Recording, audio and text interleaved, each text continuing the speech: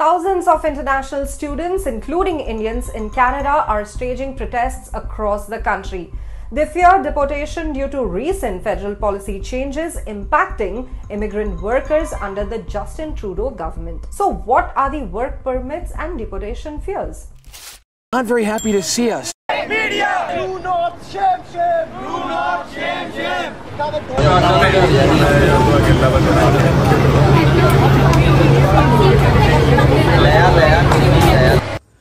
మీకు స్టార్టింగ్ వీడియోలో చూపించాం కదా, ఇక్కడ కేడాల్లో చాలా ప్రొటెస్ట్ జరుగుతున్నాయి అన్నమాట. అంటే ఫ్రమ్ ప్రిన్స్ ఎడ్వర్డ్ ఐలాండ్ నుంచి almost like Vancouver, British Columbia, అంటే టోటల్ ఓవరాల్గా ఎన్ని ప్రావిన్స్ ఉన్నాయో మోస్ట్ ఆఫ్ ది ప్రావిన్స్లో ప్రొటెస్ట్ అయితే జరుగుతున్నాయి అన్నమాట. ఇప్పుడు రీసెంట్గా వచ్చిన అనౌన్స్మెంట్ వల్ల. కానీ ఎక్స్క్లూజివ్గా సెయింట్ క్లేర్ కాలేజ్ బ్రాంప్టన్లో ఉందంట. ఆ బ్రాంప్టన్లో ఉన్న కాలేజ్ స్టూడెంట్స్ వచ్చేసి, ఇంటర్నేషనల్ స్టూడెంట్స్ వచ్చేసి వాళ్ళు ప్రొటెస్ట్ చేస్తున్నారు. సో వాళ్ళపైన కొన్ని వీడియోస్ తీసారన్నమాట. ఇక్కడ ఉన్న లోకల్ యూట్యూబర్స్ కానీ, లోకల్ ఛానల్స్ కానీ వాళ్ళంత కొద్దిగా ఈ ఇంటర్నేషనల్ స్టూడెంట్స్ పైన కొద్దిగా బ్యాడ్గా చూపిస్తారంట. దానివల్ల వాళ్ళు వచ్చేసి రేసిస్ట్ అని చెప్పేసి ఆ ఛానల్స్ వాళ్ళని ఈ ఇంటర్నేషనల్ స్టూడెంట్స్ అంటున్నారు అనమాట. ఎందుకంటే వీళ్ళ గురించి చాలా మటుకు నెగిటివ్గా చూపిస్తారని చెప్పేసి. అండ్ ఆ టాపిక్ పక్కన పెడితే ప్రస్తుతానికి వీళ్ళు వచ్చేసి ఏమంటున్నారంటే, ఇక్కడ మాకు ఫైనల్ ఎగ్జామ్లో మమ్మల్ని ఫెయిల్ చేశారు, అన్యాయంగా ఫెయిల్ చేశారు. సో దానికి తగ్గట్టుగా ప్రొటెస్ట్ చేస్తున్నారన్నమాట. ఒకవేళ ఫెయిల్ అయితే ఏమవుతుందండి, డిగ్రీ సర్టిఫికేట్ రాకపోతే వాళ్ళకి వర్క్ పర్మిట్ ఎలా వస్తుంది? రాదు కదా. రాకపోతే వాళ్ళు మరీ బ్యాక్ వెళ్ళిపోవాలి కదా. సో వాళ్ళు అందుకని వాళ్ళు ప్రొటెస్ట్ చేస్తున్నారు. సో ఇప్పుడు మీరు చూస్తే ఆ వీడియో చాలా మటుకు అందరూ అక్కడ పంజాబ్ సంబంధించిన స్టేట్ వాళ్ళే ఉన్నారు ఎక్కువ.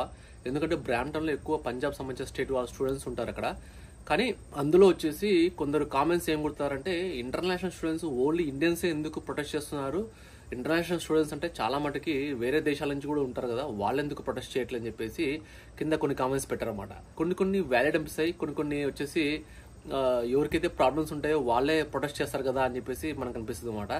బట్ వాళ్ళు చేసేది కరెక్టా కాదా అని చెప్పేసి వాళ్ళ పర్స్పెక్టివ్ అది కరెక్ట్, మిగతా వాళ్ళ పర్స్పెక్టివ్లో అది రాంగ్ ఉండొచ్చు. అంటే రాంగ్ అంటే ఎలాగుంటుందంటే, ఇప్పుడు మీరు ఇంటర్నేషనల్ స్టూడెంట్స్ అంటే మంచి గ్రేడ్స్ తెచ్చుకోవాలా, పాస్ కావాలా, తర్వాత మీరు వర్క్ పర్మిట్ తెచ్చుకోవాలా, ఇక్కడ జాబ్ చేయాలా.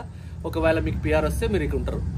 ఒకవేళ మీరు ఇంటర్నేషనల్ స్టూడెంట్గా వస్తే ఇక్కడ మీరు డిగ్రీ తెచ్చుకోవాలా, డిగ్రీ తర్వాత మీకు వర్క్ పర్మిట్ వస్తుంది, వర్క్ పర్మిట్ తర్వాత మీరు జాబ్ చేస్తారు. ఆ మధ్యలో మీకు పిఆర్ వస్తే యువర్ లక్కీ. ఒకవేళ మీరు ఫెయిల్ అయిపోతే మీరు ఖచ్చితంగా కంట్రీని వదిలిపెట్టి వెళ్ళిపోవాలి కదా. ఒకవేళ మీకు వర్క్ పర్మిట్లో పిఆర్ రాకపోతే మీరు కంట్రీని వదిలిపెట్టి వెళ్ళాలి కదా అని చెప్పేసి చాలా మంది కింద కామెంట్స్ లో కూర్చున్నారు అనమాట. సో మనము ఎవరి వైపు స్టాండ్ తీసుకోవట్లేదు, మనం వచ్చేసి జస్ట్ ఇక్కడ వాస్తవాల పరిస్థితుల గురించి చెప్తున్నాము. అంతేగాని వీళ్ళు కరెక్ట్, వీళ్ళు బ్యాడ్, వీళ్ళు కరెక్ట్, వీళ్ళు రాంగ్ అని చెప్పట్లేదు. కానీ ఇక్కడ పరిస్థితులు అయితే ఇలా జరుగుతున్నాయి అన్నమాట. చాలా మంది ఇంటర్నేషనల్ స్టూడెంట్స్ ఇలాగ ప్రొటెస్ట్ చేస్తున్నారు. ఇంకోటి ఏంటంటే, ఇప్పుడు ఒక సెక్టార్ పీపుల్ మాత్రమే ఇలా చేస్తున్నారు, ఒక సెక్టార్ వాళ్ళు ఇలా చేయట్లేదు అని చెప్పేసి కూడా ఉంది ఆర్గ్యుమెంట్ ఇక్కడ. మనము ఇంకా ఆ టాపిక్స్ లోకి వెళ్ళామనుకోండి, మనం కాంట్రవర్షియల్ అవుతాము, మనం అనవసరంగా లేనిపోని రచ్చంతా మనకు ఉంటుంది. అందుకని సో మనం జస్ట్ ప్రజెంట్ చేస్తున్నాం అన్నమాట. ఇక్కడ ఇంటర్నేషనల్ స్టూడెంట్స్ ఎలాగా చాలా మటుకు ప్రొటెస్ట్ చేస్తున్నారో. సో కొందరు వచ్చేసి సైలెంట్ ప్రొటెస్ట్ చేయొచ్చు, కొందరు వచ్చేసి బాధపడచ్చు. సో ఒకటే, మన ఛానల్ కిందకు చాలా మంది కామెంట్ కొట్టారు, బ్రదర్ నీకు టాలెంట్ ఉంటే, నువ్వు చేసే కాలేజ్ మంచిదైతే, నీకు వర్క్ పర్మిట్ వస్తుంది, నువ్వు జాబ్ వస్తుంది, నీకు పిఆర్ వస్తుంది. ఒకవేళ పిఆర్ రాకపోతే నువ్వు ఇండియాకి వెళ్ళిపోవచ్చు, అంతే కదా.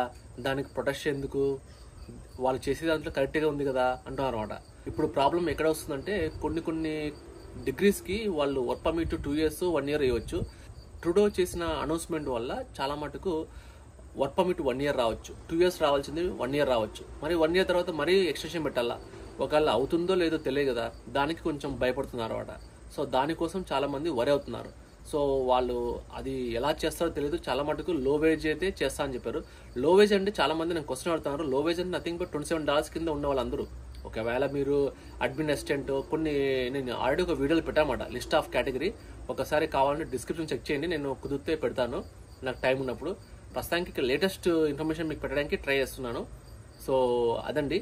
సో మీరు ఎవరైనా సరే మీరు గుర్తుపెట్టుకోండి, ఈ ప్రొటెస్ట్ని చూసి తర్వాత ఇక్కడ జరిగే అనౌన్స్మెంట్ చూసి భయపడిపోయి నా భవిష్యత్ ఇంకా వెళ్ళిపోయిందే, నాకంటూ నేనేదో అనుకున్నాను ఇలా జరిగిపోయిందని చెప్పేసి చాలా మంది నాకు తెలిసి డిసప్పాయింట్మెంట్ మూడ్లో ఉంటారు. వాళ్ళకందరికీ నేను చెప్పేది ఒకటే, సర్చ్ ఫర్ అదర్ ఆప్షన్స్. మీకు వేరే కంట్రీస్ ఏదైనా అనుకూలంగా ఉంటే ఆ కంట్రీస్కి వెళ్ళండి. లేదు మనము ఇండియాలో కూడా మంచి మంచి యూనివర్సిటీలో మంచి మంచి కాలేజెస్లో మనము ఎంఎస్ చేయొచ్చు అనుకుంటే అక్కడైనా చేసుకోండి. నేను చెప్పాను కదా, మన ప్రీవియస్ వీడియోలో చెప్పాను, ఒకసారి పరిస్థితులు బాగాలేకపోతే మన దేశంలో ఉండడం కన్నా అంతకు మించి మంచి పని ఇంకోటి లేదు. ఎందుకంటే ఇక్కడ రివర్స్ మైగ్రేషన్ కూడా జరుగుతుంది.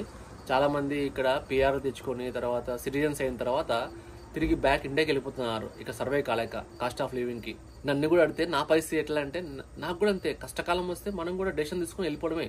ఒకవేళ మనకి ఇక జాబ్స్ రావట్లేదు, ఇంటి లోన్ కట్టాలా, కార్ లోన్ కట్టాలా, ఈ లోన్లన్నీ కట్టాలంటే మనం డబ్బులు రావాలి కదా. డబ్బులు రాకపోతే మనం ఏం చేస్తాము? అమ్మేస్తాము వెళ్ళిపోతాము, లేకపోతే రెంట్కి ఇస్తాము వెళ్ళిపోతాము ఇండియాకి.